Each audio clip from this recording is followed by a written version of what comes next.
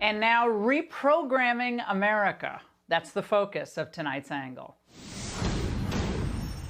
In their continued effort to use the Capitol incursion for political gain, Democrats feel emboldened to smear tens of millions of Trump supporters. They feel no need to debate issues or policies, not when they can treat their political opponents like the way the Chinese treat its dissidents. There are millions of Americans, almost all white, almost all Republicans, who somehow need to be deprogrammed. It's as if they're members of a cult, the Trumpist cult, and who have to be deprogrammed. There has to be consequences, and then once you get those consequences, I think then people have to take a second look at their actions, and they have to be much more afraid.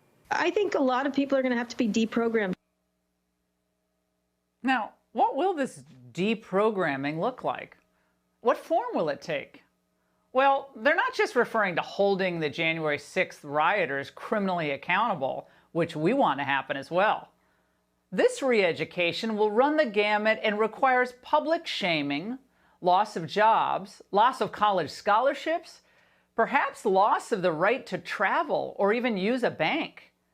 And even before the election, in an undercover video that Fox News has not independently verified yet, a lead PBS lawyer mused that Trump supporters could actually have their children taken from them by the government.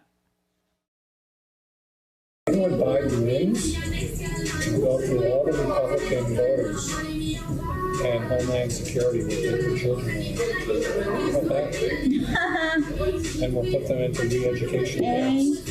Amen. In these times, which are unique, we need Trump is close to Hitler.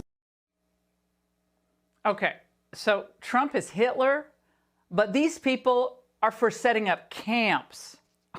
And apparently, they're now in favor of separating families. I thought they were against that. By the way, that PBS official resigned today.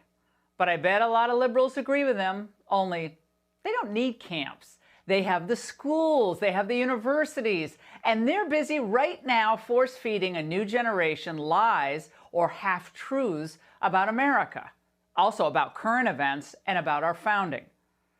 Remember, the 1619 Project, whose tenets are already being slipped into school plans nationwide, is nothing but academic rot masking as moral and historical certitude. Now, this is part of the reason the left took a back seat and failed to condemn the violence we saw last summer. They weren't about to get in the way of the racial justice warriors who they knew were rioting all the way into the school curriculum near you.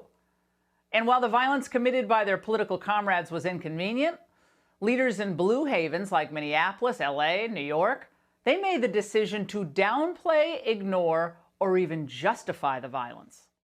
I don't care that much about statues. People will do what they do. Yes, it is disturbing to see property being destroyed. It is disturbing to see people taking property from stores. But these are things. Please, show me where it says that protests are supposed to be polite and peaceful. Well, notice in the midst of nationwide BLM and Antifa violence in 2020, we heard no talk of manhunts or big pushes for facial recognition technology or adding supportive politicians to no-fly lists. Where were the cries for swift justice back then? And remember, a lot of these same people attacked state and federal institutions. And by the way, where are the cries for justice today as thugs continue to target federal courthouses in places like Portland and Philadelphia? Condemning violence shouldn't be related to one's ideology, the ideology of the perpetrators. Neither should the calls for justice, ever. And that's the angle.